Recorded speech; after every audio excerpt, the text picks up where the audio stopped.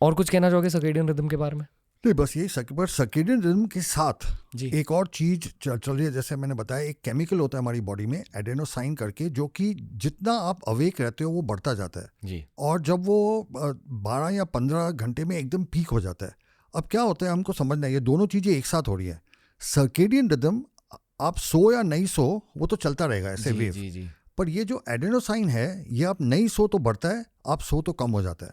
अब इसका इंपॉर्टेंस ये है कि यदि आपका एडेनोसाइन बहुत हाई है और उस वक्त आपका सर्केडियन रिदम लो है, जैसे 11 बजे आप 12 घंटे सोए नहीं हो, तो आपका एडेनोसाइन पीक पे है। एडेनोसाइन स्लीप प्रेशर देता है, जो आपको नींद आती है ना, कभी कभी सोना ही पड़ता है, वो इस केमिकल से आती है। तो जब आप समझो circadian rhythm down, adenosine high, उस वक्त आपका जो स्लीप है वो अनकंट्रोलेबल हो जाता है। और इसका इफेक्ट एक बहुत इंपॉर्टेंट चीज़ पे होता है जो हमने बिल्कुल निगलेक्ट किया है, वो है कार एक्सीडेंट्स। ओके, तो दे हैव सीन दैट एक सिंपल एक एक्सपेरिमेंट बताता हूँ, बड़ा इंटरेस्टिंग एक्सपेरिमेंट है ये। उन्होंने सिमुलेटर्स पे किया, चार सेट ऑफ पेशेंट लिए, 2 को 8-8 घंटे स्लीप, 2 को 4-4 घंटे स्लीप। अच्छा, 8 घंटे में एक सिर्फ 8 घंटे सोया, दूसरे में 8 घंटे सो के उसको अल्कोहल दिया गया लीगल लिमिट से ज़्यादा, ठीक है। दूसरा 4 घंटे सोया, ओके, विदाउट अल्कोहल, और चौथा 4 घंटे सोया विद अल्कोहल। समझ गए? जी अभी जो 8 घंटे सोया विदाउट अल्कोहल, उसमें देवर ऑलमोस्ट नो एक्सीडेंट्स। जी जो 8 घंटे सोया with alcohol, there was 6 times the number of accidents, 6 times, okay. पर जो 4 घंटे सोया विदाउट अल्कोहल, उसमें भी 6 टाइम था। यानी कि 4 घंटा सोना इज द सेम एज 8 घंटा सोना विद अल्कोहल एक्सीडेंट इंसिडेंट्स। पर सबसे इंटरेस्टिंग बात यह है, जो 4 घंटे सोया और उसने अल्कोहल लिया, उसमें 30 टाइम्स इंक्रीज था एक्सीडेंट का।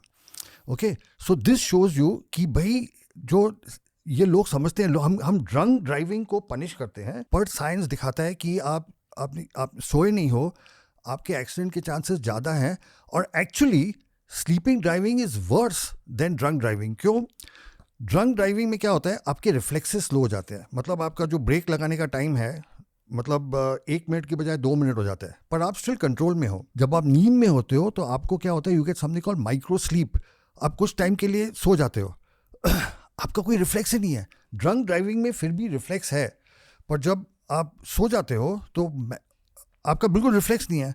तो आप समझो आपकी 2-3 टन की कार एक लाइक अ मिसाइल जो अनकंट्रोल्ड है। ओके, तो इसका बहुत इंपॉर्टेंट है कि लेस स्लीप के साथ ड्राइविंग करना सेफ नहीं होता, क्योंकि खासकर जो लॉन्ग जो हाईवेज हैं, जैसे अपना अटल सेतु है या एक्सप्रेसवेज हैं, उसमें जब हम ड्राइविंग करते हैं तो हमारी ब्रेन वेव जो है वो एक पैटर्न में चले जाती है, थीटा पैटर्न।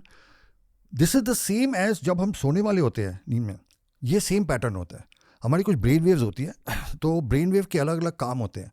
जैसे अभी हम बात कर रहे हैं तो हमारी बीटा वेव्स मैक्सिमम है। ये जो हम काम कर रहे हैं ना, इसमें मैं आपका इलेक्ट्रोड लगाऊं, आपकी बीटा वेव्स काम कर रही होंगी। इसके पहले आप सपोज किसी चीज़ पे कॉन्सेंट्रेट कर रहे थे तो आपकी गामा वेव्स हाई होती है। ओके, अभी सपोज हमने एक कॉफ़ी ब्रेक लिया तो आपकी अल्फा वेव्स एक्टिवेट हो जाएंगी ब्रेक टाइम में अभी हम कॉफ़ी लिया तो आप बीट, अभी बीटा है, अभी हम दोनों की मेजर करेंगे because we are engaged in activity, this is beta. आप कॉन्सेंट्रेट करो आप कोई चीज़, एक चीज़ पे, वो हो गई gamma. Break time is alpha. पर नींद का जो टाइम है जब हम सोने वाले होते हैं, वो हो जाती है थीटा। पर जब हम लॉन्ग ड्राइव पे मतलब एक हाईवे पे जाते हैं, हम थीटा वे में चले जाते हैं। हाँ, जब आप ट्रैफिक में हो तो थीटा वे में नहीं होते, पर अब लॉन्ग ड्राइव में, मतलब वो जो ब्रेन वेव है अटल सेतु पे, जो ब्रेन वेव है, और बिल्कुल सोने के पहले जो वेव, दे आर आइडेंटिकल। और जब आप एकदम डीप स्लीप में जाते हो तो वो डेल्टा वेव हो जाती है। मतलब अगर थीटा वेव्स निकल रहे हैं तो नींद भी फील होती है? You are feeling sleepy, no, feeling, मतलब आपको वाह। जैसे नींद के पहले कैसा लगता है, आप अवेक हो पर थोड़ा सुस्ती आ रही है। इसलिए हाईवे पे एक्सीडेंट्स होते हैं? यस, दैट्स व्हाई, बिकॉज आपका brain wave pattern is like that of just about to sleep. मतलब अगर आपने अच्छे से 6-8 घंटे सोए भी है तो भी एक्सीडेंट के चांसेस है Because आप थीटा theta wave वेव में एमिशन की वजह से। वाह। थीटा वेव एमिशन नहीं थी, आपका ब्रेन एमिशन ही, आपका ब्रेन थीटा वेव में बीट करता है। हाँ, अंडरस्टूड। तो less sleep and driving is one of the most dangerous things. ये अनरिकग्नाइज्ड है। ये बहुत ही इंपॉर्टेंट है कि यदि आपने रात को नींद नहीं ली है तो प्लीज, और यदि अल्कोहल लिया है, that is the worst combination. मतलब 30% इंक्रीज इन एक्सीडेंट. एडेनोसिन के बारे में मैंने पढ़ा है वीडियोस के लिए. बेसिकली लॉजिक ये है कि अगर हमने ये कप ले लिया और इस कप को एक दिन के लिए बाहर रख दिया तो धूल जमा हो जाएगी. उसी तरह दिन भर रोजमर्रा की जिंदगी जी कर आपके दिमाग में भी धूल जम जाती है. दिस इज, उस धूल को कहते हैं एडेनोसिन. Very good, perfect. पर आपके बॉडी में उस एडेनोसिन का इफेक्ट सिर्फ तब दिखेगा जब एडेनोसिन की हार्मोन एडेनोसिन रिसेप्टर्स से मिलेगी. और आपके ब्रेन में ऑटोमेटिकली पहले से एडेनोसिन रिसेप्टर्स हैं.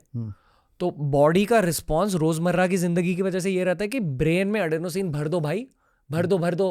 हमारे भाई रणवीर को कहो कि अभी नींद फील हो रही है, तो फिर वो एडेनोसिन जाकर रिसेप्टर्स के साथ कंबाइन करती है और वो कॉम्बिनेशन की वजह से नींद फील होती है. वो एक सिग्नल जाता है. And by the way caffeine जो है वो इसको ब्लॉक करती है.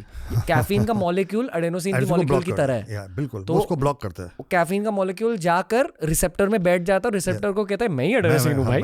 तो फिर इसलिए आप कैफीन से इसलिए हमको अवेकनेस फील होती है. पर हाँ, तो ये है कॉफी का लॉजिक कि कॉफी पीने के बाद आपको इतनी जागरूकता क्यों फील होती है. ये हो रहा है. पर इसके साथ साथ एक और चीज हो रही है. जब आप कॉफी पीते हो तो वो कैफीन का मॉलिक्यूल जाकर रिसेप्टर में कंबाइन हो जाता है. उसके साथ साथ ब्रेन की दुनिया में एडेनोसिन भी भर जाता है क्योंकि वो एडेनोसिन कहीं भी जाकर चिपक नहीं सकता. तो एक पॉइंट के बाद वो कैफीन उस रिसेप्टर से छूट जाएगा और फिर ब्रेन में इतना ज्यादा एडेनोसिन भरा है कि बहुत ज्यादा भर जाएगा आपके ब्रेन में और आपको बहुत ज्यादा स्लीपीनेस फील होगा.